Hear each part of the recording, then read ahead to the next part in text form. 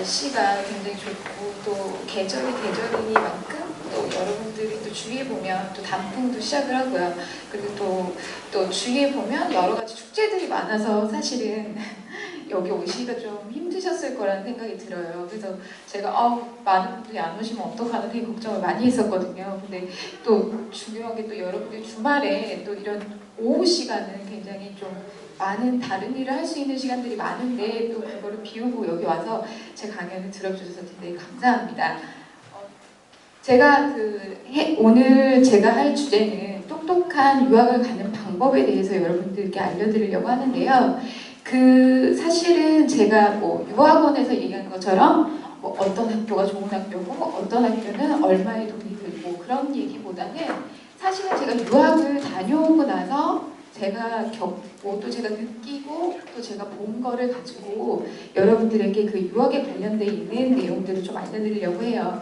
사실 제가 오늘 말씀드리려고 하는 내용들은 유학을 가면 이렇게 좋다라는 내용보다 유학을 잘못했을 때에는 우리가 이런 일이 생길 수가 있다라는 내용들을 더 많이 다루려고 해요. 왜냐하면 사실 좋은 내용들은 우리가 알지 않아도 유학을 가면 우리가 알 수 있는 거지만 사실 우리가 실수하는 부분들이거나 아니면 또 유학을 실패하는 부분들은 우리가 잘 알지 못할 수 있는 경우들이 많기 때문에 그런 내용들을 위주로 좀 말씀을 드리려고 해요. 그래서 제가 오늘 하려고 하는 유학에 대한 주제를 조금 하기 전에 제 소개를 잠깐 하도록 할게요. 저는 캐나다에서 유학을 제가 10년 동안 했고요. 제가 중학교, 고등학교, 대학교를 캐나다에서 마쳤습니다. 10년 동안에 저는 유학을 가면서 시작을 했지만 중간에 저희가 가족들이 다 이민을 오면서 또 이민 생활도 하고 현재는 지금 그러니까 스테라스는 지금 캐네디언이에요. 그러니까 국적은 지금 캐나다죠. 그러니까 네, 외국인이에요. 어떻게 보면. 그래서 제가 이 얘기를 하면 바로 대번에 이렇게 질문하세요. 근데 캐나다 사람인데 여기서 살아도 되나요? 이렇게 물어보시거든요. 근데 이거는 한국 분들도 똑같은 거죠. 우리가 한국 국적을 갖고 있다고 해도 다른 나라 어디에서든지 살 수가 있죠. 그거랑 똑같은 것처럼 저는 캐나다 국적을 갖고 있지만 한국에서 지금 활동을 하고 있습니다. 그래서 지금 현재 저는 오랑캐 왁스라는 지금 왁스를 지금 온라인을 통해서 판매를 하고 있고요. 또 K-에듀에서 인터넷 강의로 탭스와 또 지금 통영에 있는 공립문교에서 영어 수업을 진행을 하고 있어요. 제가 지금 오랑캐 왁스하면 조금 저랑 좀 영어랑 관련이 없기는 해요. 근데 저도 되게 우연찮게 좋은 기회로 제가 왁스를 제가 직접 개발을 하고 또 브랜딩을 해서 판매를 하고 있는데요. 제가 한국에 들어와서 동국대에 있는 최고위 과정에 미용과 에스테틱에 관련되어 있는 학과가 처음으로 개설되면서 제가 거기에 들어갔었던 적이 있었는데 되게 좋은 기회로 한국에서 들으면 다 아실 만한 유명한 그런 미용계에서 활동하시는 분들이 저와 같이 공부를 하게 됐어요. 그래서 그 계기로 제가 미용과 에스테틱에 관련되어 있는 그런 정보들을 그분들에게 많이 얻을 수 있었고 또 그 중에서 또 제가 알게 된 부분들이 한국은 화장품 시장이 굉장히 커요. 그래서 경쟁도 굉장히 크죠. 근데 화장품 회사들이 대부분 피부와 색조에 투자를 많이 하지만 이 헤어에 관련되어 있는 부분에서는 대부분 투자를 잘 하지 않아요. 그래서 그런 부분들을 생각해 보면 이것도 어떻게 보면 우리가 블루오션이 될 수도 있고 또 개발만 잘 한다면 또 시장에서 상품성도 있겠다라는 생각이 들어서 제가 1년 동안 이거를 만드느라고 굉장히 많은 시간과 노력을 좀 쏟았었거든요. 근데 한국에서는 왁스가 사실은 우리가 슈퍼나 가면 슈퍼에 가거나 하면 살 수 있지만 그게 굉장히 퀄리티가 굉장히 떨어지는 부분들이 굉장히 많아요. 그렇기 때문에 왁스를 많이 사용하시는 분들은 이거 별로 좋지 않은데 내 머리도 신경 써야 되고 특히 남자분들은 탈모에 굉장히 신경을 많이 쓰시다 보니까 난 이거 머리도 좀 내 머리도 보호하면서 스타일링도 하고 싶다라고 생각하시는 그런 분들은 이제 해외에 있는 제품을 많이 사용하시게 돼요. 그러다 보니까 해외 제품들은 그만큼 퀄리티가 좋은 대신 가격이 비싸다 보니까 또 쓰시는 분들에게 부담이 많이 있죠. 그래서 저는 그거 두 개를 조금 보완할 수 있는 한국에 한국에서 100% 생산을 하지만 또 퀄리티는 해외에 있는 제품만큼의 퀄리티를 만들 수 있는 그런 제품을 만들어서 지금 판매를 하고 있어요. 그래서 그 이름도 그래서 제가 오랑캐웍스라고 지었던 게 어떻게 들으면 이름이 특이해서 한 번 들으신 분은 잘 잊어버리지 않아요. 그래서 제가 3년 동안 지금 그거를 판매를 하고 있는데 현재는 그래도 왁스를 좀 쓰신다고 하시는 분들께서는 굉장히 그래도 인지도 있는 좀 브랜드가 되어 있어요. 그리고 제가 지금 또 두 번째로 하고 있는 일은 제가 K에듀에서 인터넷 강의를 하고 있습니다.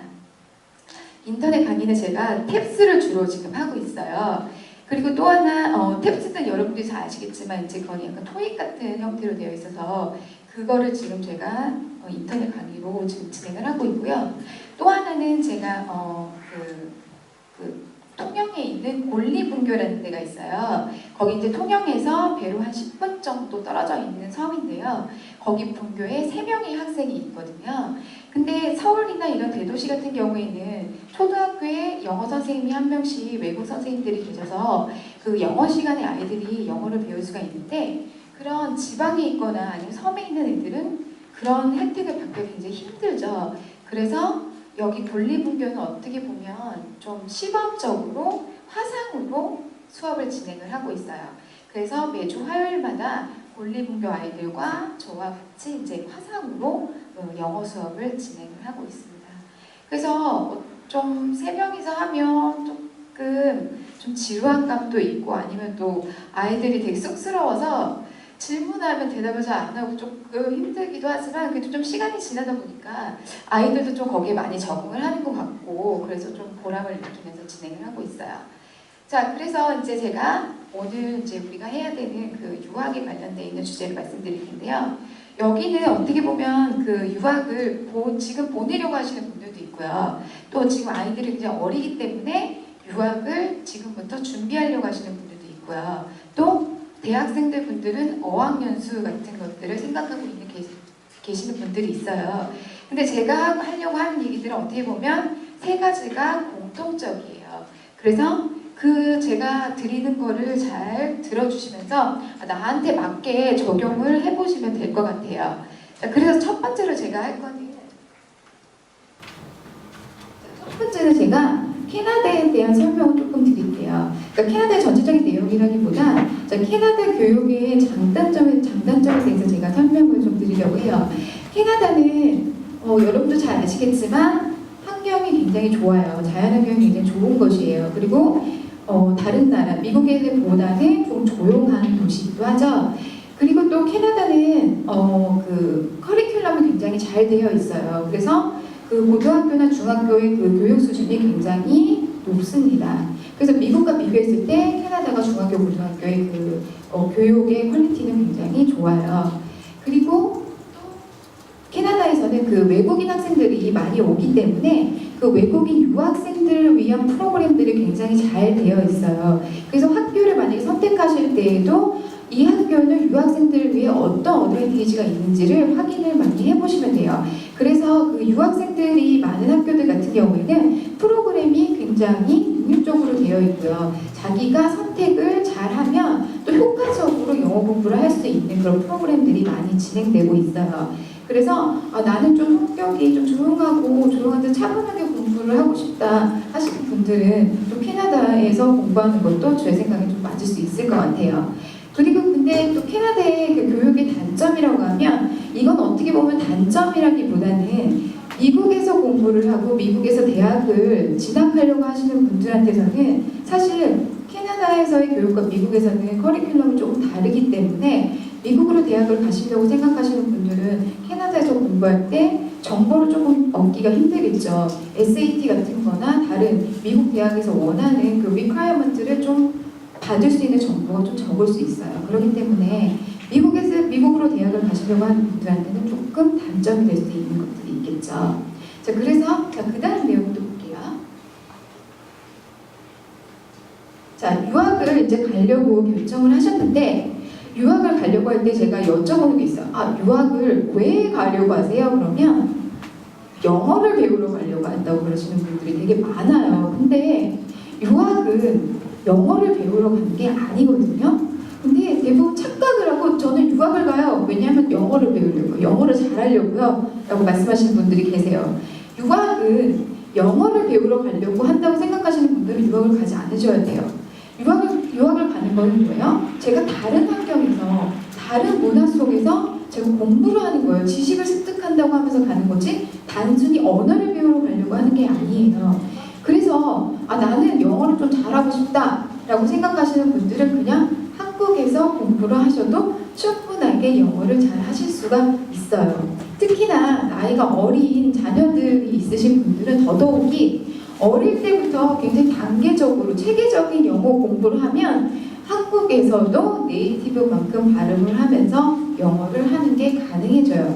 옛날에는 영어를 배우기가 좀 힘들었죠. 옛날에는 학원에 가서 우리가 배울 수가 있었어요. 그리고 배우는 방법도 굉장히 올드한 스타일로 배우죠. 우리가 항상 문법을 위주로 영어를 배워요. 근데 지금은 원어민 선생님들도 너무 많아요. 길에 널린 게 원어민 선생님들이에요. 그리고 또 우리가 인터넷이나 다른 책들을 통해서도 영어에 대한 정보들을 엄청나게 많이 받을 수가 있어요. 그렇기 때문에 내가 지금 가지고 있는 정보들과 또 내가 지금 할 수 있는 것들을 잘 활용을 하면 우리는 한국에서도 영어를 잘 할 수 있게 배울 수가 있어요.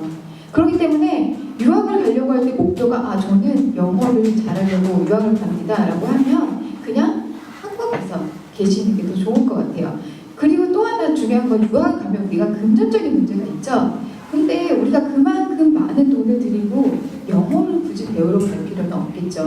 차라리 훨씬 더 적은 돈으로도 한국에서 더 좋은 영어를 교육을 받을 수가 있겠죠. 그렇지만 좀 어학연수로 가시는 분들은 조금 내용이 달라져요. 왜냐하면 어학연수라는 건 뭐죠? 우리가 언어를 배우러 짧은 시간에 가서 언어를 빨리 습득해 오는 게 어학연수의 목표죠. 그렇기 때문에 어학연수로 가시려고 하시는 분들은 가야죠. 가서 많은 문화를 접하고 많은 사람들도 만나야 되고요. 그리고 또 우리가 보지 못했던 다른 세계들도 경험을 하면서 또 언어를 배울 수가 있죠. 그렇기 때문에 유학을 가시려고 하는데 영어를 배우려고 난 유학을 간다는 건 그냥 한국에 계시는 게 좋지만 어학연수를 가기 위해서 나는 영어를 배우기 위해서 어학연수를 간다라고 할 때는 가셔야죠. 그때는 영어를 배우러 가셔야 돼요. 우리가 그러면 유학은 영어를 배우러 가는 게 아니에요. 그러면 그 다음에 이제 유학을 가야 되겠다 결정을 하죠.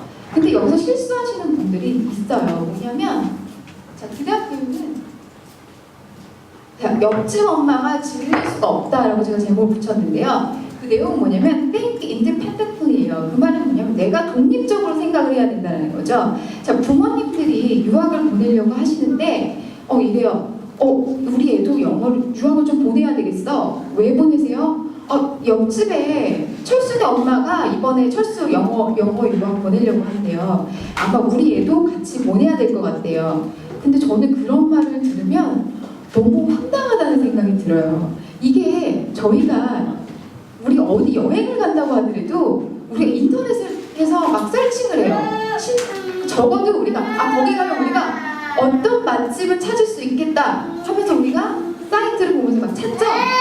근데 유학을 가는 거는 그런 게 아니라 옆집 엄마 정보를 얻고 우리가 유학을 가요. 되게 황당한 일이죠. 근데 들으면 어떻게 그런 사람이 있을 수가 있을까라고 하지만 실제로 이런 분들이 굉장히 많으세요. 그래서 제가 아이들을 가르치면서 중간에 유학을 간다고 하시는 어머니들이 저에 와서 상담을 하시면 그래서 어떻게 하게 돼서 결정을 하셨어요? 라고 얘기하면 옆집에 애가 간대요 이번에. 그래서 우리 애도 거기에 같이 보내려고 한다는 거죠. 어머니들이 보면 그룹핑하는 걸 굉장히 좋아하세요. 그래서 이번에 우리 애 보내니까 이 집 엄마 우리 셋이 해서 그룹 짜서 얘를 보내자 이렇게 말씀하세요. 근데 아무런 정보도 없이 옆에 집 엄마 가고 저 집 애도 가니까 우리 애가 떨어지면 어떡하지? 우리 애도 거기에 딸리면 안 되니까 우리 애도 같이 보내야지 하면서 유학을 가다 보니까 부모님이 정확히 어떤 정보를 가지고 있는지 몰라요. 그 정보는 철수 엄마한테서 다 듣기 때문에 철수 엄마가 그 학교가 좋대요. 그 학교를 들은 철수 엄마는 또 옆에 집 엄마한테서 들은 정보예요. 그 엄마가 그랬더니 이 학교가 그렇게 좋다더라. 그러니까 우리 애도 이 학교로 가야지 라고 하면서 결정을 하세요. 그러다 보니까 부모님이 자기 중심이 제대로 서 있지 않은 상태에서 아무 준비 없이 유학을 보내다 보니까 실패의 확률이 굉장히 늘어나게 되죠. 어머니들이나 부모님들이 유학을 준비한다 그럴 때 얘는 옷을 몇 개 더 사야 되고 가서 필요한 게 있으니까 이걸 좀 더 해야 되고 그 전에는 책을 더 어떤 거를 더 해야 되고 그런 것만 생각을 하세요. 유학 준비라는 게 그런 걸 생각하시는데 사실 그런 거는 며칠만 해도 금방 우리가 준비할 수 있는 부분들이에요. 근데 가장 중요한 것들은 빼놓고 그런 거에만 열중하세요. 어떤 반팔이 더 필요할지도 모르고 파카가 더 필요할지도 모르니까 난 그걸 더 준비해야지. 혹시 얘가 갔는데 한국 음식 그릴지도 모르니까 나는 김치를 더 싸야지. 이런 거에만 집중을 하고 오히려 제일 중요한 거는 생각을 하지 않으신다는 거예요. 그렇기 때문에 유학을 갈 때 어머니들은 옆집 엄마 말을 듣고 유학을 보내요. 그러면 가서 이제부터 이런 문제가 생기기 시작해요. 그 아이의 성향을 제대로 파악하지 못한 채로 학교를 보내기 때문에 아이가 적응을 잘 못합니다. 잘 구하지 못해요. 근데 어머니들은 그룹핑하는 걸 좋아하신다 그랬죠? 그러면 4명의 아이들이 같이 한 학교에서 엄마들이 조를 짜서 얘를 보내요. 그럼 그 중에 어떤 애들은 또 잘해요. 또 행운이죠.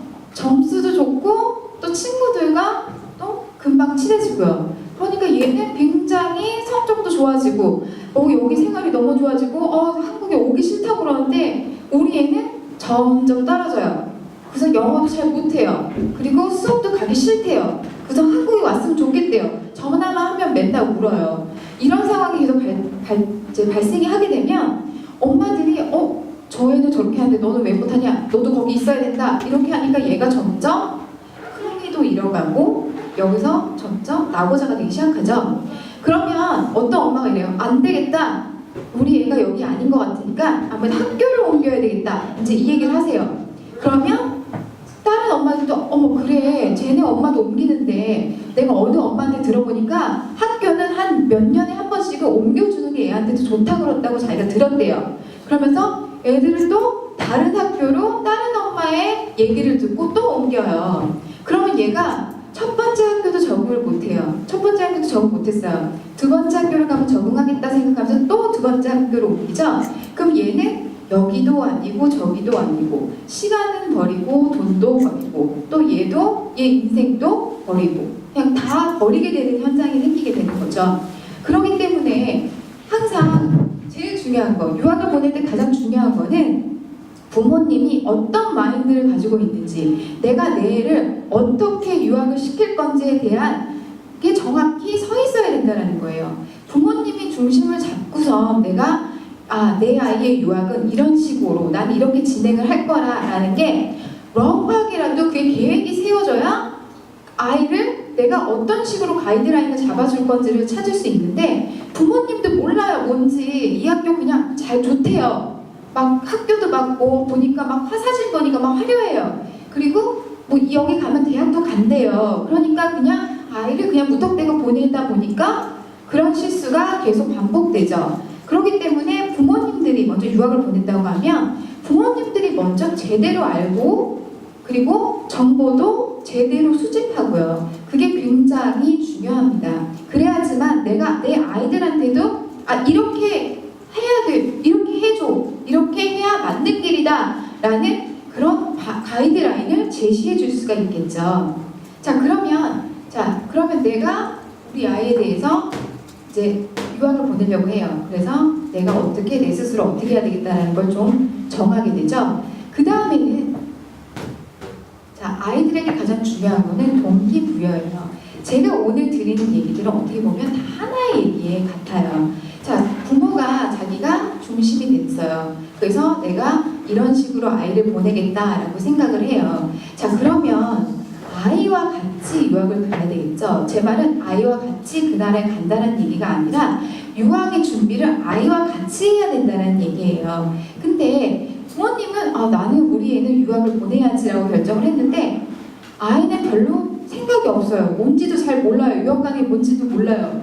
근데 그냥 내가 엄마가 아빠랑 잘 생각해봤는데 우리가 너를 유학을 보내기로 했어. 그러니까 너 이제 이렇게 해서 유학을 가야 돼? 라고 얘기하는 게 아니라 부모님이 먼저 첫 번째로 이제 해야 될 일은 뭐냐면 내 아이를 내가 얼마큼 알고 있나를 확인해야 되겠죠.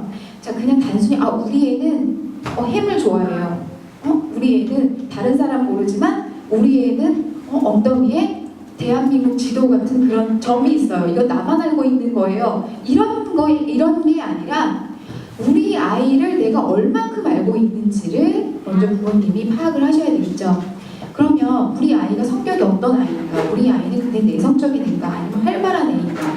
우리 아이는 요즘에 어떤 게 관심이 있는 건지, 어떤 거를 좋아하는지, 아니면 어떤 거를 조금 싫어하는지, 그런 거를 아이들과 같이 계속적으로 커뮤니케이션, 대화를 해줘야 되겠죠. 그래야 그러면 우리가 유학을 갈 때에는 이런 거를, 네가 이런 거에 관심이 있으니까 우리 이런 거를 더 생각해서 발전해 보겠다 라든지, 정 안 되면 그래 너무 어릴 때 우리가 가서 얘가 공부를 하다 보면 난 이런 게 좋으니까 나 이런 걸로 공부를 해야 되겠다 라는 자기의 진로를 정할 수 있겠지만, 그래도 우리가 최소한 유학을 간다고 하면 아이와 같이 그런 거죠. 그래, 우리는 이 대학을 가는 목표로라도 우리 유학을 가자. 우리는 이 대학을 가서 공부하는 게 목표다 라는 그 정도의 목표는 세우고 가셔야 된다는 거예요.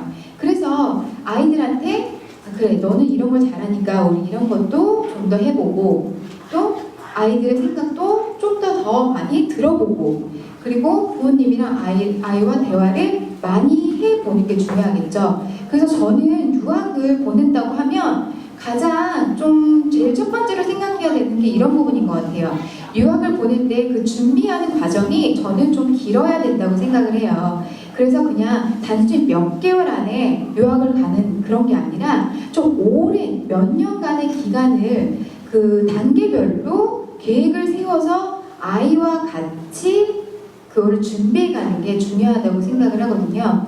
그래서 그 유학을 가기 전에는 어떻게 보면 이런 것도 굉장히 중요한 것 같아요. 그 아이들과 같이 여행을 가는 거요. 그래서 저 같은 경우에는 그래도 부모님이 제가 유학을 가기 전에 또 제 동생도 같이 유학을 갔었지만 저희는 그래도 좀 그런 유명한 명문 대학의 그런 투어들을 좀 다녔었어요. 그렇게 하다 보면 내가 나도 몰랐던, 또 저기에 가면 저런 세계가 있고 또 저런 많은 사람들이 저기서 저런 공부를 하고 있고 또 다른 데에서는 이렇게 하고 있구나 라는 거를 좀 어렸을 때지만 그런 게 눈을 뜰 수가 있었던 것 같아요. 그거는 뭐 대학 투어를 하지 않아도 내가 여행을 다니면서도 스스로 좀 깨달을 수 있는 거. 그래서 아이가 갔을 때 그래, 나는 내가 혼자서도 유학을 잘 할 수 있다. 당연히 유학을 가면 힘들죠. 저도 갔을 때 굉장히 힘들었죠. 당연히 첫 번째로 말이 되지 않아요. 학교 가면 하루 종일 무슨 얘기 했는지도 모르겠어요. 그냥 가만히 앉아있다가 그냥 밥 먹고 집에 와요. 근데 그래도 견딜 수가 있는 건 나는 이제 이렇게 해서 나중에 나는 이런 거를 가지고 이런 목표를 해야 되니까, 이건 어떻게 보면 시작에 불과하다는 생각을 갖고 내가 자신감을 가질 수 있게 한다면 처음에는 그렇게 해도 힘들다는 생각이 좀 덜 들겠죠. 근데 영어를 한다라는 거는 저도 해봤지만 처음에 가면 아무것도 안 들려요. 아무 얘기도 안 돼요. 무슨 얘기를 하고 싶어도 저는 답답한데 아무 얘기도 떠오르지 않아요. 수업 시간에 가도 똑같아요. 선생님이 혹시라도 저 시킬까봐 굉장히 겁나요. 막 가슴 떨려요. 혹시라도 내 이름 부를까봐. 그랬는데 3개월이 지나고 나면 수업 내용이 조금씩 들리기 시작합니다. 그리고 6개월쯤 지나면 그래도 한 50-60%는 제가 수업에 어떤 얘기를 하고 있고 내가 어떤 공부를 하고 있는지를 좀 알 수가 있어요. 그러니까 영어는 어떻게 보면 공부하고 시간이 지나면 다 알 수 있는 부분이에요. 그렇지만 유학을 가기 전에 중요한 건 아이들이 어떻게 공부를 할 수 있는지 그 방향을 정해주고 또 아이들에게 공부하는 습관을 좀 알려주고요. 그리고 내가 유학을 가서 나는 어떻게 할 건지에 대한 계획을 잘 세울 수 있게 부모님들이 그거를 도와주시는 게 굉장히 중요해요.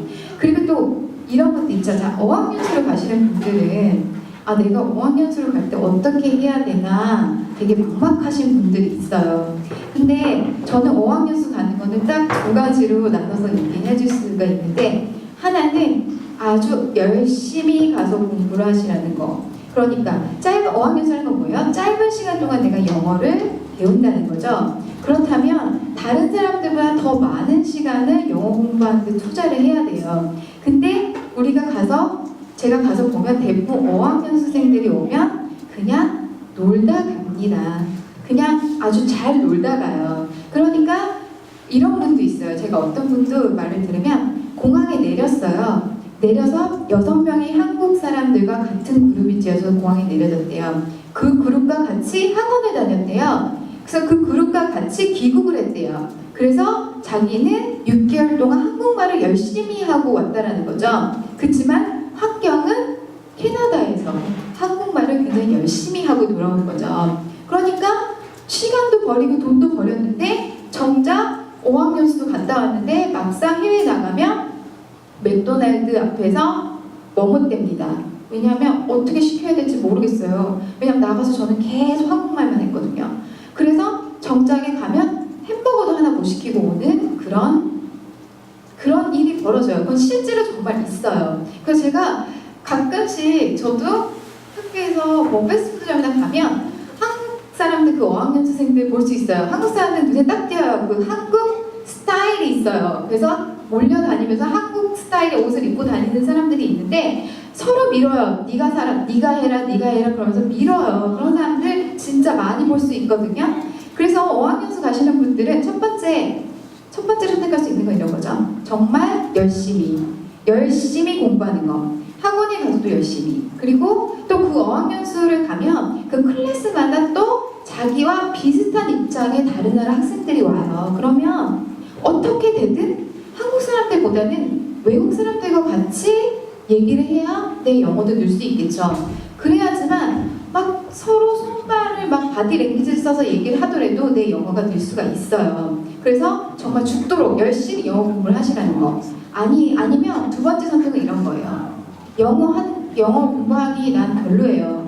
어학연수는 가야 되겠어요. 사람들도 다 어학연수 친구들 옆에서 보면 다 가거든요. 그러면 아주 열심히 노세요. 거기 가서 6개월이면 6개월, 1년이면 1년 내가 정한 그 어학연수를 정말 신나게 아주 후회 없이 놀다 오세요. 근데 저는 왜 놀으라고 말씀드리냐면 공부도 안 하면서 그냥 되게 이도 저도 아니게 놀 거면 차라리 돈을 주고 내가 왔으니까 신나게 놀다 가시라는 거예요. 그래서 자, 캐나다를 예를 들면 그런 거죠. 막 스키도 타러 가요. 정말 제가 가면 그 스노프를 타고 올라가면 정상에서 다시 내려올 때까지, 그러니까 스노프를 타고 올라오면 30분이 걸리고 내려오면 1시간이 걸리는 그런 어마어마한 길이에 그런 스노프들이 많아요. 눈도 너무 좋아요. 너무 뽀송뽀송해요. 그래서 한국처럼 막 얼음 소리가 나는 그런 데가 아니라 정말 눈도 너무 좋은 그런 스키장들도 많아요. 그러면 그런 스키장도 가고요. 또 캐나다에 있는 여행도 많이 다니고요. 캐나다는 가뜩이나 땅덩이 넓기 때문에 동쪽에 있는 거와 서쪽에 있는 거 정말 다르죠? 또 중간에 있는 그런 데는 또 다른 재미를 느낄 수가 있죠. 그러니까 차라리 여행을 그냥 가세요. 그러면 여행을 통해서 내가 터득하는 영어들이 있어요. 그게 오히려 그냥 학원 다니면서 한국 친구들과 다니는 것보다 훨씬 더 많은 영어를 내가 배우고 갈 수 있어요. 그렇기 때문에 어학연수를 가시는 분들은 제가 두 가지를 말씀드려요. 하나는 정말 미친 듯이 가서 영어를 미친 듯이 공부를 하거나 두 번째는 미친 듯이 노시라는 거예요. 그래서 다닐 수 있는 데, 내가 최대한 다닐 수 있는 데는 최대한 다니면서 내가 스스로 부딪히면서 영어를 터득하는 게 어떻게 보면 괜히 이도 저도 아니게 학원에 다니면서 학원 끝나고 난 다음에는 코리아타운을 배회하는 그런 것보다는 훨씬 더 많은 영어를 배우실 수가 있다고 저는 생각을 하거든요.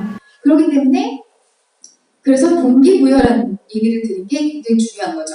유학을 가는 사람들은 부모님과 아이들이 내가 유학을 가서 난 어떤 목표, 어떤 goal을 가지고 내가 유학을 할 건지, 그래서 나는 어떤 사람이 되고 싶은 건지, 자, 그런 거는 어떻게 보면 학교를 다니고 하다 보면 내가 또 거기서 지내다 보면 꿈은 바뀔 수가 있지만 그래도 유학을 갈 때만큼은 나는 이런 장점이 있고 또 우리 아이는 이런 거를 잘하고 하기 때문에 이런 방향으로 우리가 가면서 하는 건 어떻겠냐. 그러면 당연히 학교를 결정하는 거나 아니면 내가 대학을 어떻게 갈 거라는 거에 대한 정보들을 그 인포메이션을 통해서 우리가 많이 받을 수가 있겠죠. 그러면 부모님도 아 그래 우리는 이런 기준이 있으니까 우리는 이런 식으로 이런 플랜으로 이렇게 진행을 해보자 유학이라는 걸 그렇게 설 수가 있겠죠. 또 어학연수를 하시는 분들은 그래 나는 짧은 시간에 영어를 배워야 되니까 그러니까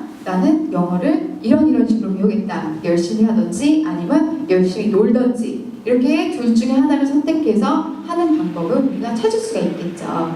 자 그러면 우리가 동기부여가 되어 있는 상태로 우리가 유학을 가게 되면 자 그러면 이렇게 되는 거죠.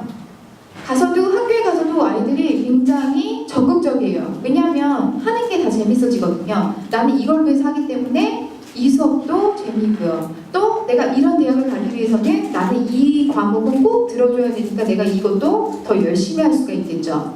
그리고 또 내가 열심히 하다 보면 당연히 점수도 올라가고 또 내가 열심히 하다 보면 내 주위에 친구들도 생겨요. 그러면 학교 생활이 너무 재밌게 되는 거죠. 그런데다가 캐나다, 미국 같은 경우에는 한국처럼 밤까지 공부를 하지 않죠. 우리는 3시 반이면 다 끝나죠, 수업이. 그러면 그 뒤부터는 내가 하고 싶은 거를 다 해요. 그러면서도 어떻게 해요? 대학도 다 가고 공부도 다 할 수 있어요. 그래서 고등학생들 보면 캐나다에서나 미국에서 보면 대부분 아르바이트를 많이 하죠. 왜냐면 학교에서 끝나고 나서는 스스로 자기가 돈도 벌면서 또 학교 공부도 하면서 근데 그게 가능해요. 그렇게 해도 대학을 갈 수 있는 게 가능하기 때문에 그러면 학교 생활이 너무 재밌겠죠. 나 나중에 학교 끝나고 나면 또 학교에서 있는 다른 활동도 하고 액티비티도 하고 또 운동부도 들고 또 악기도 배워보고 여러 가지 할 수 있는 그런 옵션들이 굉장히 많아지죠. 그러니까 당연히 재미있게 좋아지는데 자 그러지 않은 경우, 자 실패하는 경우들에는 이런 경우들이 있어요.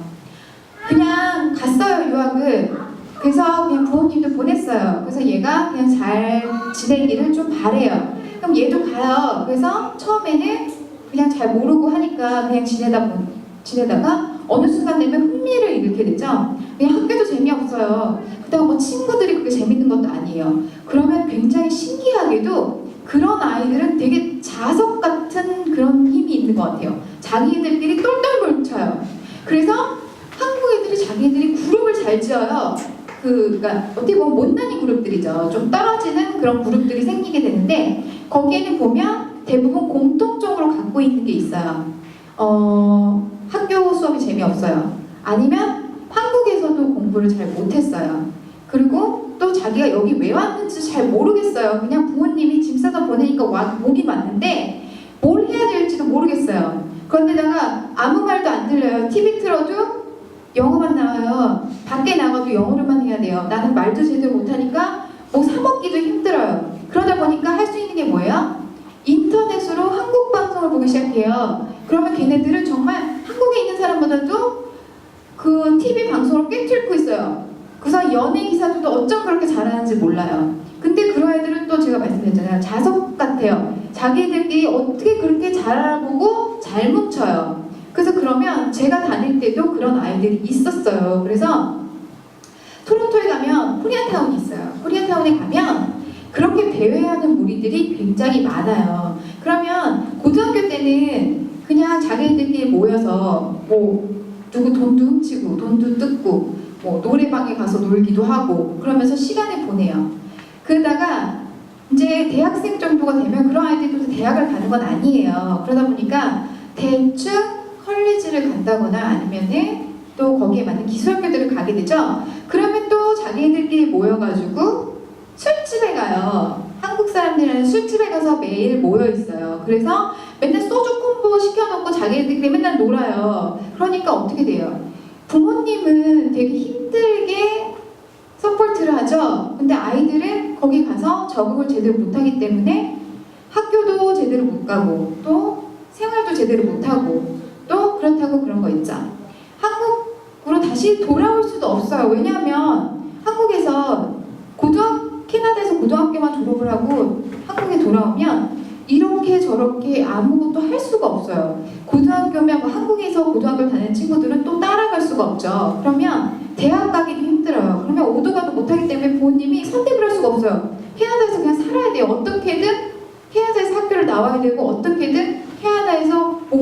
결정을 지어야 돼요. 그러니까 계속 시간을 보내면서 그냥 나이를 먹어가는 그런 형태가 되는 아이들이 굉장히 많아요. 그렇기 때문에 유학을 가기 전에 제가 아까도 말씀드렸지만 부모들이 자기 기준을 꼭 세우고 있어야 된다는 것과 자기가 스스로 정보를 얻어서 아이들을 그 방향으로 가이드라인을 잡아줘야 된다는 거. 그리고 또 하나는 아이들이 갈 때, 유학을 갈 때, 아, 나는 이런 목표로 유학을 가야 되겠다. 나는 음악을 잘하니까, 나는 음악에 관심이 있으니까, 나는 이런 악기를 잘 다루니까, 나는 학교에 가면 이런 학교에 가서 대학은 이런 대학에 있는 이런 학과를 가는 거를 나는 목표를 삼고 가야 되겠다라는 그런 자신의 그런 목표를 가지고 가야만 그래도 성공적으로 유학을 할 수가 있다라는 거죠. 그렇기 때문에 여기서의 가장 중요한 거는 부모님이 아이들에게 어떻게 할 건지에 대한 그런 모티베이션을 주는 게 굉장히 중요해요. 그래서 그러면 모티베이션을 받고선 가게 되면 당연히 공부도 훨씬 더 잘할 수가 있겠죠. 그래서 동기부여를 하는 거죠. 그 다음 내용이에요. 이것도 어떻게 보면 제가 오늘 하는 얘기들은 거의 똑같은 내용들이에요. 큰 덩어리를 제가 조금씩 나눠서 말씀드리고 있는 거예요.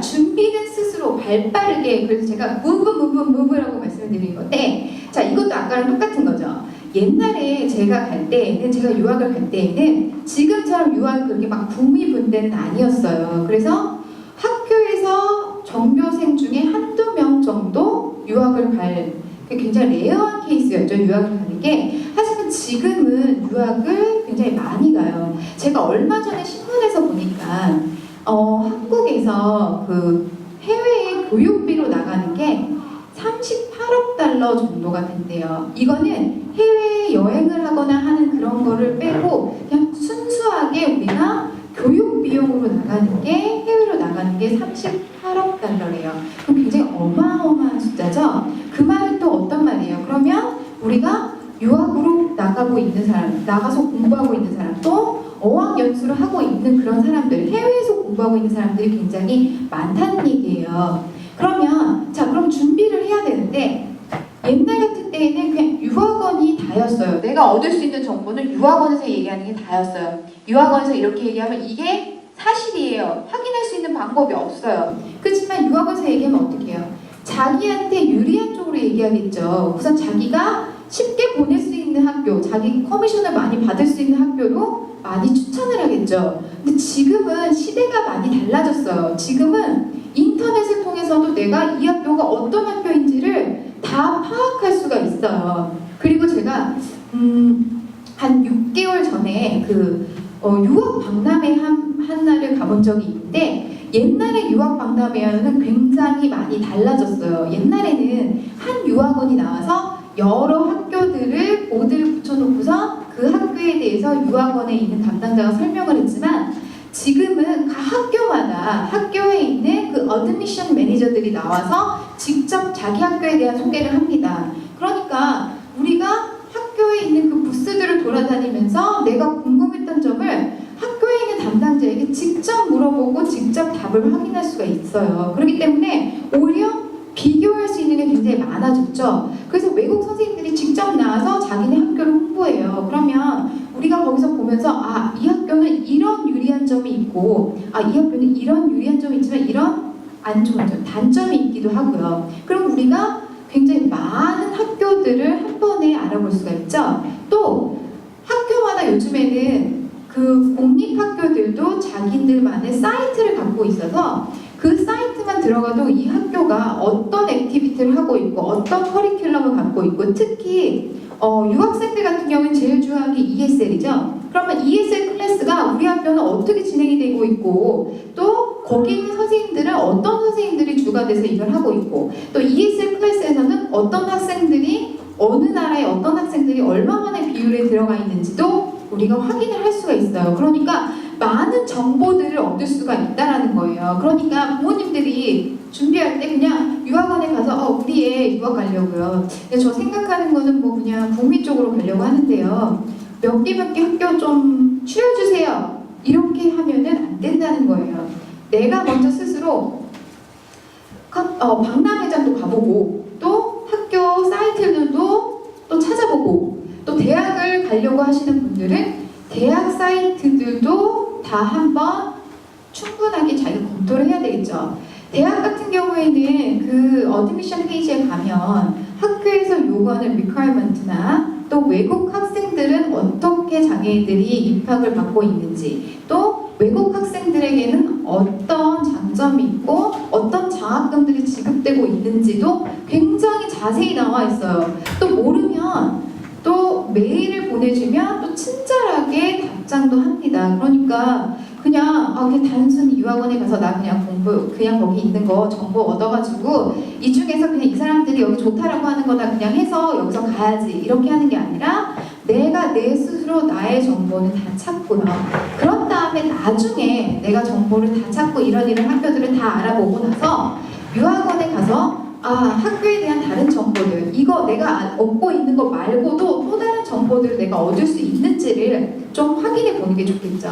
그래서 그 유학을 갈 때 중요한 점들은 내가 찾아봐야 될 것들은 이 학교가 어디에 위치하고 있는지, 그리고 이게 도시가 떨어져 있다면 도시가 얼마큼 떨어져 있는지, 또 그 학교에서는 어떤 수업을 진행하고 있는지, 또 학생들은 얼마나 많이 있는지, 또 아니면 그 학교에는 인터내셔널 스쿨, 그러니까 인터내셔널 스튜던트 그 다른 유학생들의 분포는 얼마큼 되어 있고, 또 여기서는 ESL 클래스가 어떻게 진행이 되고 있는지, 또 내가 이 학교에 가게 되면 내가 지낼 수 있는 것들은 어떻게 학교에서 마련을 해주고 있는지, 뭐 기숙사가 있는 학교라든지 아니면 홈스테이가 있는지, 그런 것들을 학교에 있는 직접 그 담당자들한테 직접 물으면서 정보를 얻으시는 게 좋을 것 같아요.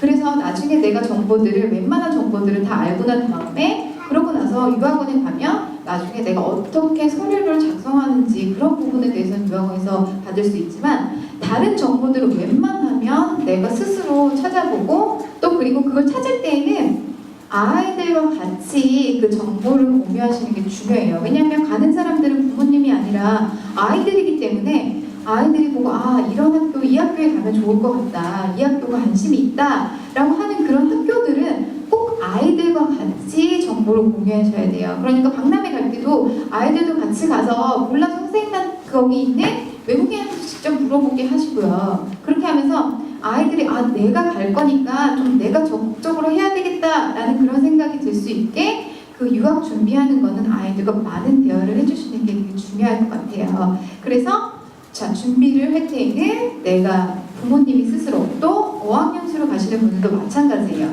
어학연수 갈 때 단순히 그냥 요즘에는 뭐 광고 있죠. 뭐 얼마에 이거 숙박까지 다 되는 어학연수 패키지 막 이렇게 나와 있어요. 그렇게 한번 거기 가서 보면 나중에 막 이러죠. 갔더니 내가 사기당한 것 같다.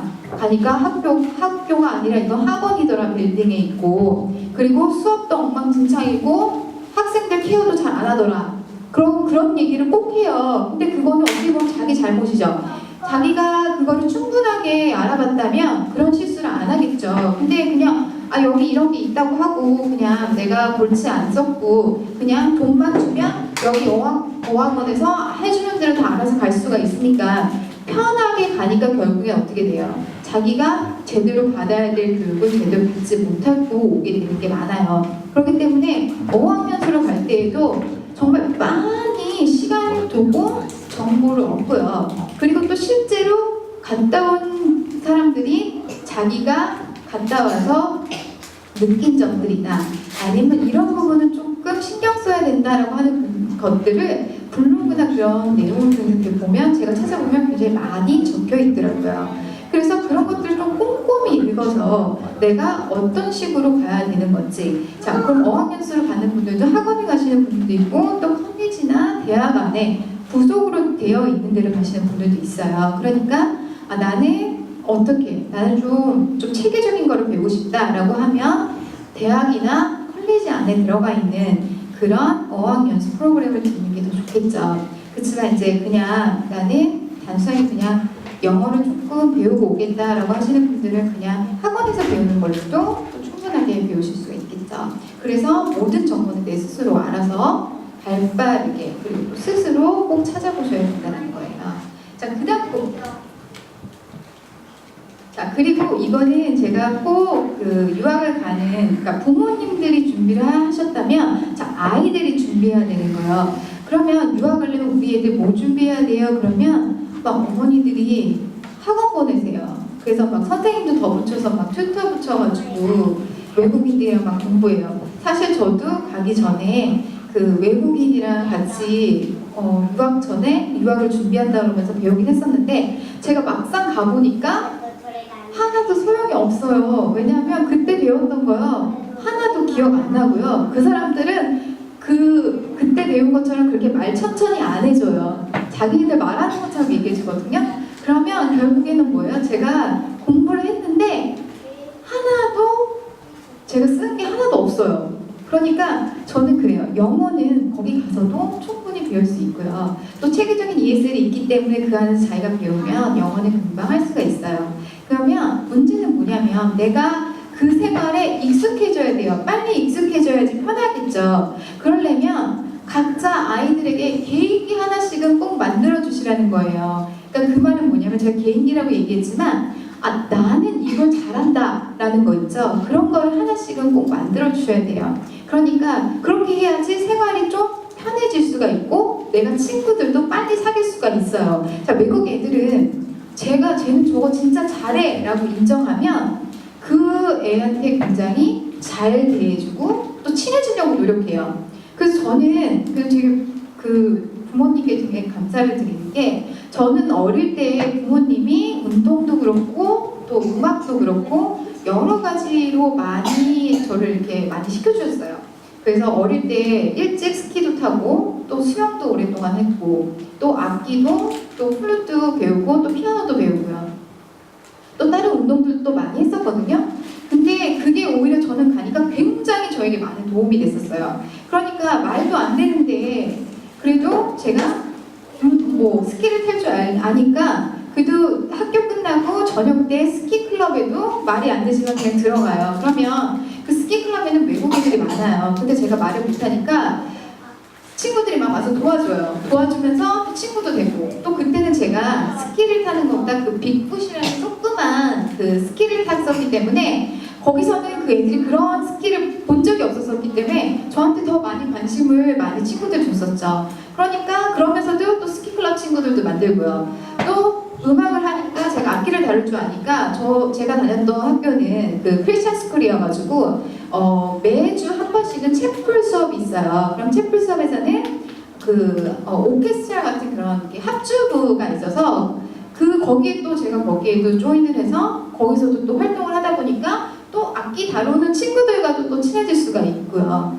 그리고 이런 게 없다 하면 봉사활동하는 것도 들어도 좋고요. 또 그 학교에서는 아웃 오브 콜드라 그래가지고 그 노숙자들에게 밥을 주는 그런 거를 하는 게 있어요. 그러면 내가 봉사활동으로도 그런 걸 들면 또 그런 친구들과 같이 또 모임을 가질 수가 있죠. 그러니까 가기 전에 영어를 가르치려고 하지 마시고요. 가면 다 해요, 영어는. 그리고 한국에서 아무리 영어 수업을 많이 듣고 간다고 해도 가면 소용이 하나도 없어요. 자기가 뭘 배웠는지도 잘 몰라요. 거기와는 완전히 달라져요. 그러니까 내가 간다 하면 오히려 얘는 다른 사람보다 뛰어난 뭐 하나 라는 거를 꼭 하나씩은 만들어가는 게 중요하겠죠. 그러니까 나는 축구를 잘한다. 그러면 축구를 더 열심히 하고 가는 게 좋겠죠. 그래서 쟤 보니까 쟤 축구를 잘해요. 그럼 애들이 막 서로 우리 팀에 오게 하려고 서로 끄는 거죠. 그러면 친구들과도 또 만날 수도 있고요. 또 축구팀에 드니까 또 그들과도 또 같이 또 놀면서 또 대화도 할 수 있고요. 그럼 또 영어도 들을 수 있고 또 그런 것들이 있죠. 그러니까 내가 잘할 수 있는 개인기를 하나씩 나는 정말 이것저것도 못한다. 그러면 그런 거 있잖아요. 수학이라도 잘해가지고 가는 게 좋겠죠. 왜냐면 한국 애들 정말 수학 잘해요. 그래서 가면 다들 수학을 잘해요. 근데 이제 외국 같은 경우 애들이 그렇게 수학을 막 잘하고 동양 애들처럼 이렇게 뛰어난 애들이 없기 때문에 뭐 하나만 풀어도 애들이 와 놀래요. 수학하는 거 보면. 근데 거기서는 선생님들이 대부분 이 답이 왜 이렇게 나오는지에 대한 그 체계에 대해서 설명을 하지만 한국은 그건 별로 필요 없어요. 답이 맞아야 돼요. 어떻게 풀든 답이 0이 나오면 한국에서는 답이지만 여기서는 그 안에 내용이 굉장히 중요하거든요. 그러다 보니까 한국에서 수학을 배우는 것처럼 하는 거와 그 외국에서 수학 가르쳐주는 건 조금 다르긴 하지만 그래도 나는 이것저것 다 못해, 예체능도 다 못하고 좀 특기가 없는 것 같다. 그러면 수학이라도 열심히 해서 가는 게 저는 좋을 것 같다는 생각이 들어요. 그러면 애들이 막 서로 물어봐요. 이거 어떻게 하는 거냐, 나 이거 모르겠다. 그러면 그 그룹을 지어서 할 때도 쟤랑 같이 해야 되지, 쟤랑도 해봐야 되지, 나 얘한테랑도 좀 물어봐야 되겠다. 이렇게 하면서 그 아이들에게 좀 인기가 좋아져요. 그러니까 내가 영어도 잘 못하고 또 새로운 환경에 적응하기도 힘든 그런 상황에서는 제일 필요한 게 뭐냐면 친구들과 빨리 친해지고 내가 이 환경에 빨리 적응하는 게 중요하거든요. 그러니까 그러려면 말이 안 되니까 내가 다른 걸로도 다른 사람한테 어필할 수 있는 뭔가를 가져야 되는 게 굉장히 중요해요. 그러니까 부모님들은 정보를 열심히 수집하셔야 되지만 아이들은 뭘 해야 되냐면 각각의 잘할 수 있는 개인기는 적어도 하나씩은 꼭 만들어 놔야 된다는 거죠.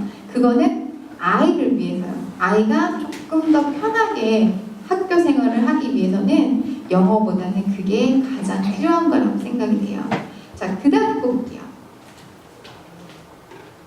자, 이거는 제가 아까 제 소개를 하면서 설명을 안 드렸어요.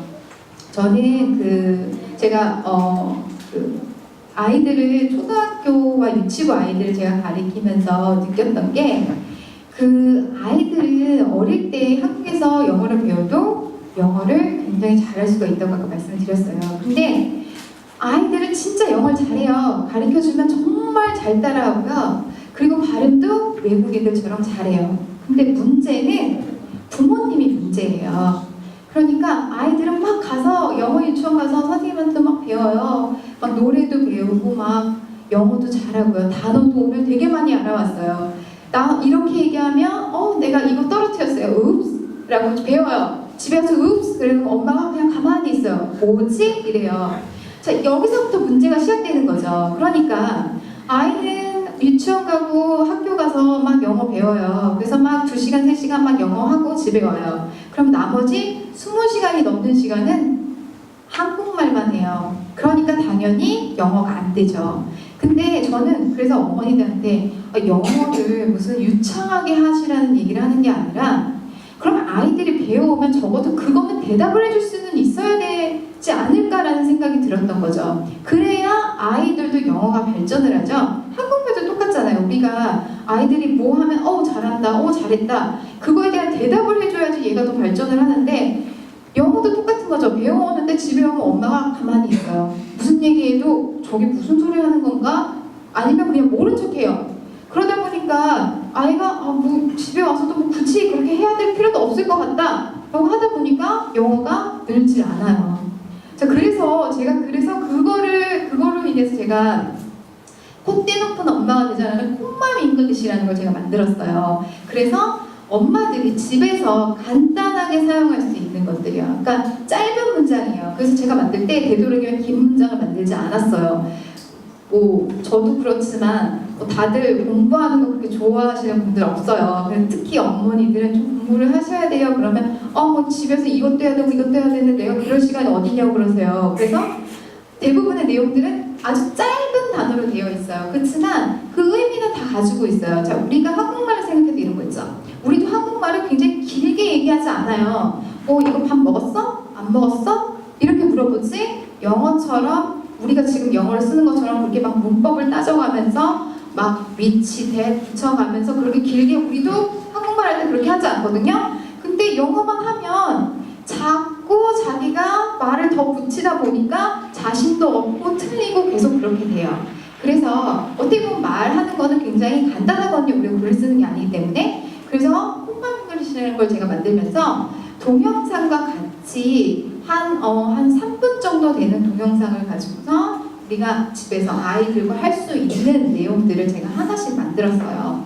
그래서 그거를 제가 지금도 제 페이스북 페이지나 아니면 오픈캐스트나 아니면 제 블로그를 통해서 제가 일주일에 2개씩 정도를 계속 올리고 있어요. 그래서 그게 더 궁금하시거나 아니면 더 보고 싶으신 분들은 거기서 찾아보셔도 돼요. 그래서 제가 예로 그 중에 하나 콧말 잉글리시 하나 동영상을 보여드릴게요.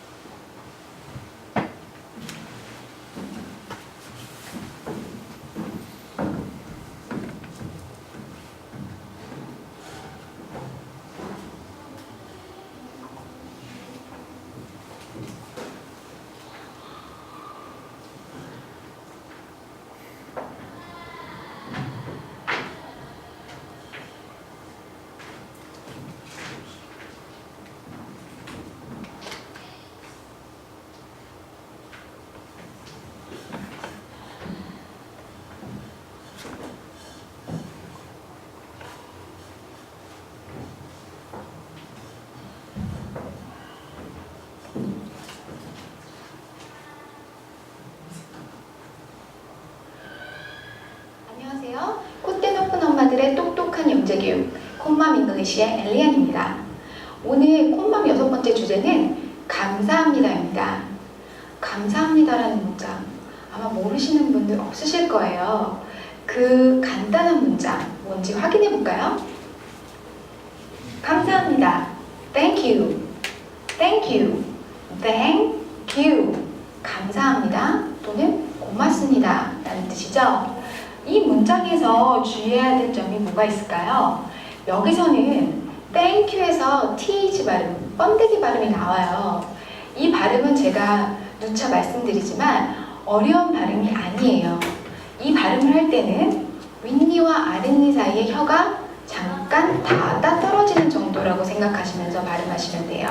다시 한번 읽어보면 Thank you, thank you, thank you. 감사합니다, 고맙습니다. 그러면 우리가 감사합니다라고 얘기했을 때는 어떤 대답을 해야 되죠?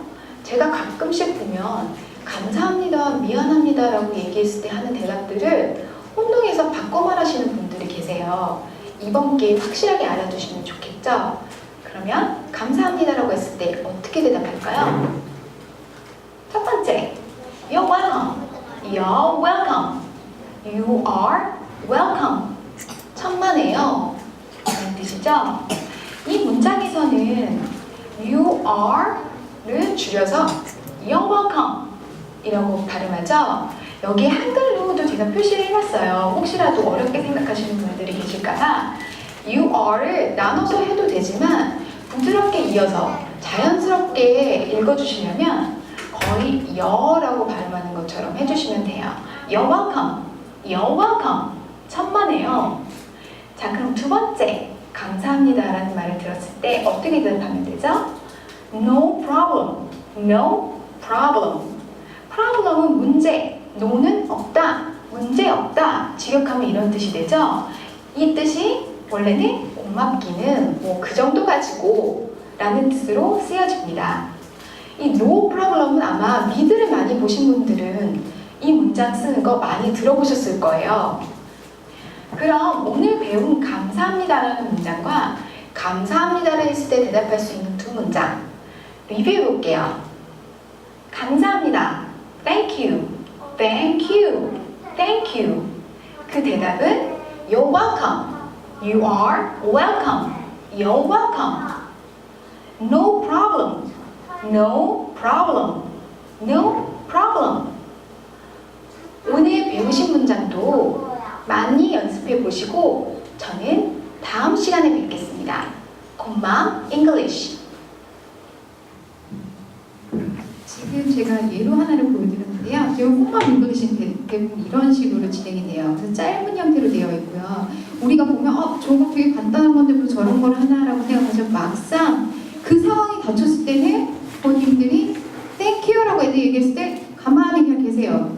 그러면 You're welcome 이라고 얘기해주면 되게 좋겠죠. 그러면 아이들이 그래 우리 엄마가 이렇게 대답해주니까 나 내일 또 배우면 이런 것도 또 해봐야지 이렇게 얘기하겠죠. 그러면 미안합니다도 어떻게 해요? Sorry 이렇게 얘기하겠죠. 그럼 It's okay 이라고 대답을 해줘야 되는데 Sorry 그러면 뭐였더라? You're welcome이었나? It's okay였나? 막 거기서 헷갈리고 계시는 거예요. 그러니까 저는 이런 기본적인 내용을 가지고도 확실하게 우리가 지금부터라도 알아두면 아이들이 유치원에서 배우거나 학교에서 배웠을 때도 엄마들이 그거를 잘 해줄 수가 있겠죠. 되게 단순한 거지만 어떻게 보면 아이들은 굉장히 크게 느껴질 수 있을 것 같아요. 그래서 뭐 학교를 갈 때는 오늘 즐거운 하루 되라, have a nice day 라고 얘기해 줄 수 있는 그런 엄마, 좀 콧대 높고 똑똑한 엄마가 되셨으면 좋겠다는 의미로 제가 이거를 만들어서 지금 여기에서 보실 수가 있어요. 그래서 이 중에서 아무거나 들어가서 보시면 거기 있는 내용들은 계속 업데이트가 되고 있으니까 그 안에서 보시면 될 것 같아요. 그래서 제가 오늘 유학에 관련된 있는 이야기와 또 아이들이 어떻게 영어 공부를 그리고 아이들이 어떻게 영어 공부를 해야 되는지에 대해서 제가 조금 알려드릴게요. 어머니들 이거를 많이 물어보세요. 이제 지금 아이들이 유치원생이거나 초등학생이 되고 있는 아이들은 영어를 어떻게 해야 되는지.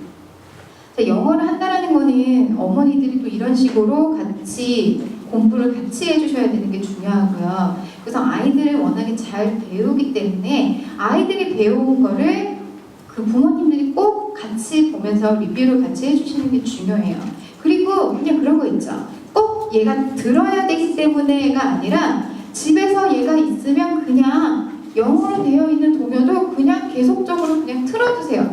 얘가 이거를 듣든 안 듣든 그거와 상관없이요. 근데 아이들은 그냥 무의식적으로도 그거를 계속 듣고 있어요. 자기도 모르게 막 흥얼거리고 있어요. 이 노래가 무슨 노래인지 모르다가 아 맞아 이게 이거였지 이렇게 하면서 그게 아이들이 그러면서 습득을 해요. 자기도 모르게 막 중얼중얼 하거든요.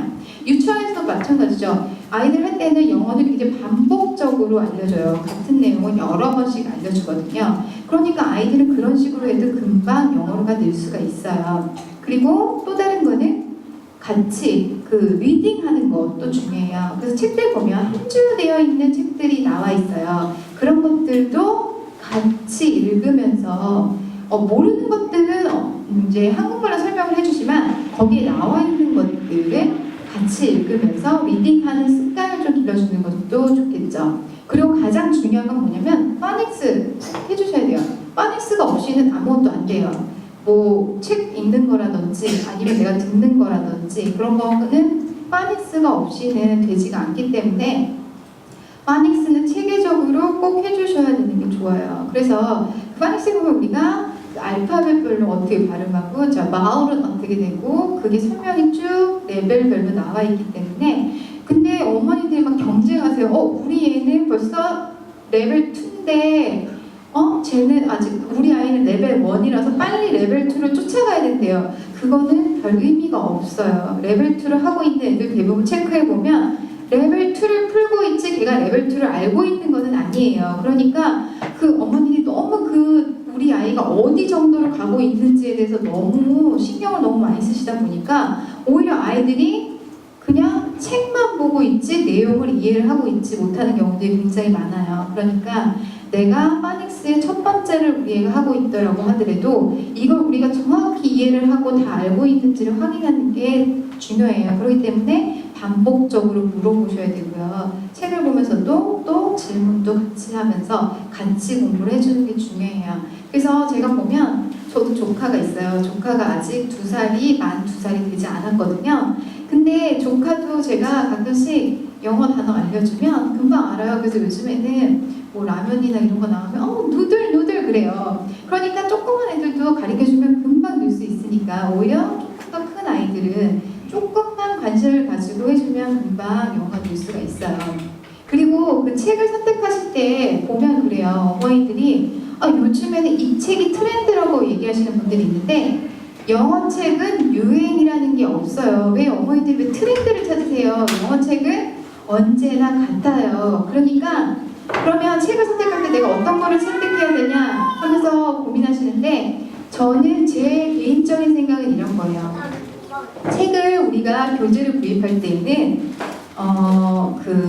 오래된 회사들 있죠. 출판사가 오랜 역사를 가지고 있는 회사들과의 제품을 구입하시는 게 더 좋죠.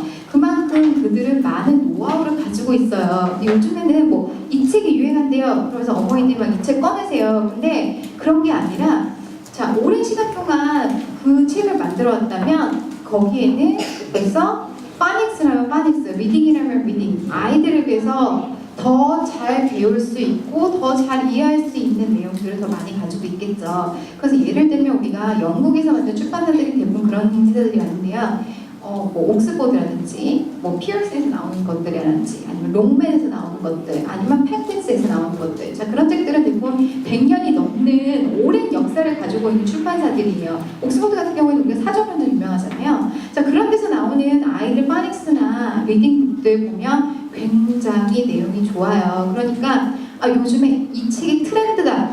영어 책은 트렌드가 없거든요. 그러니까 오랜 전통을 가지고 오랜 노하우를 가지고 있는 회사들 거를 해서 공부를 해보는 게 저는 제 생각에는 좋을 것 같아요. 그래서 오늘 제가 유학에 관련된 내용들과 또 아이들이 어떻게 영어 공부를 해야 되는지에 대해서 설명을 해드렸는데 좀 도움이 되셨는지 모르겠어요. 제가 오늘 막 너무 횡설수설한 건 아닌가 좀 걱정되고요. 또 제가 오늘 알려드린 내용들 중에서 난 이게 궁금했는데 이 내용을 알지 못했다 하시는 분들은 그 질문에 적어주시면 제가 또 그거에 대해서는 또 성실하게 대답을 해드릴게요. 그래서 마치겠습니다. 들어주셔서 감사합니다.